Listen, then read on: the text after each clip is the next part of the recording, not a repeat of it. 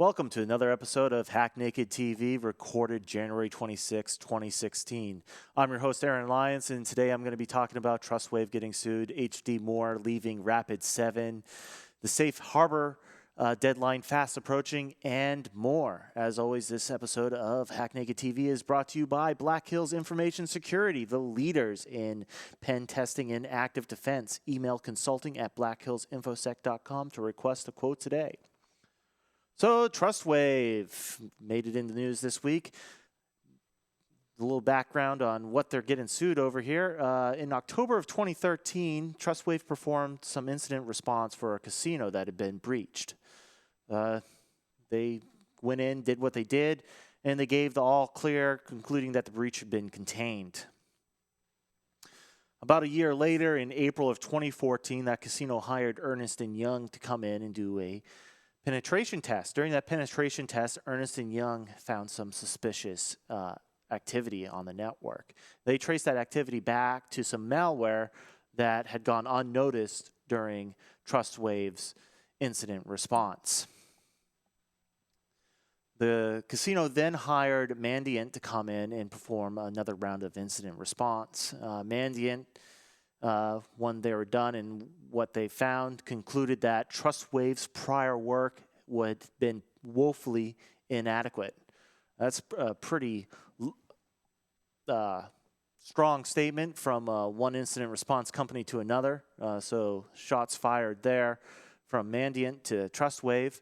Trustwave is now being sued by that casino over their prior IR work.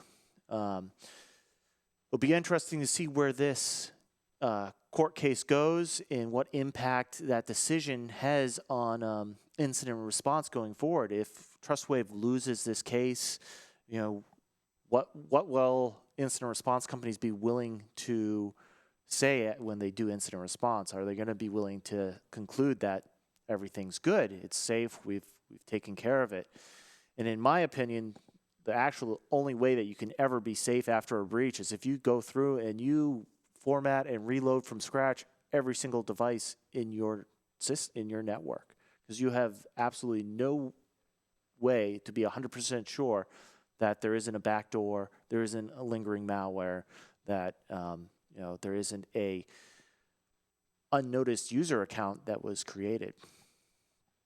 In other news, HD Moore is leaving Rapid7. The InfoSec Twitterverse blew up over this announcement. HD Moore has been with Rapid7 for the past 6 years. 6 years. And he's best known for the Metasploit framework. Every pen tester out there loves this framework, probably uses it on a daily basis, and every blue teamer out there knows of it and probably hates it. He's going to continue his work on the Metasploit framework. He is not abandoning that project. He's just moving on from Rapid7 to pursue opportunity with a venture capital firm that is focused on helping early stage security companies get to market faster. So that's a really exciting direction that he's going in there. And Metasploit framework has been in really great hands with Rapid7 for these past several years. So no fear that framework is going to suddenly fall to the wayside. Also, if you'll remember, back in October, we covered the news that the European Court of Justice struck down the 15-year-old data transfer agreement known as Safe Harbor. That agreement, I got an itchy nose there. That agreement between the EU and the US allows multinational companies to store Europeans' data in the US as long as those companies agree to comply with Europe's data privacy laws. Now, the European Court of Justice struck that down in light of the Snowden and other US spying revelations. The deadline when that runs out is January 31st, just several days away. And if that runs out, it's going to have big impacts on companies that do business in both the US and EU. Officials state that they're very close to making a deal, but there's been no official word and nothing's been finalized. Even if a deal is made at this point, it's likely that deal is going to come under strong attack from Europe, EU, and European privacy advocates. If the deadline hits and we don't have a deal, nothing's finalized, companies are going to have to find their own legal alternatives with the countries that they do business in. These agreements that they're going to have to enter in with each country are going to be very cumbersome and probably very expensive for them to negotiate and to come and finalize. So we'll be following that. We'll be interested to see what impact this has on U.S. companies that do business in Europe in the coming weeks.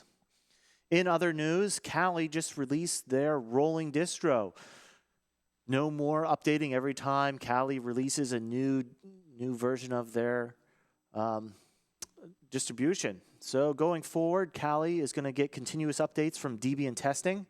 Lots of great new features going forward. You can find their release notes in our show notes, a link to their release notes in our show notes. Highly suggest you go out there and check it out. Great things. Really looking forward to a rolling release for Cali. And last little bit of news, not really InfoSec news, but just wanted to cover this anyways. Sony Entertainment and Sony PlayStation are merging into one company. So now for the next big Sony breach, there'll only be one company for the hackers to attack instead of two. That's it for this episode of Hack Naked TV. We'll see you next time. Thanks.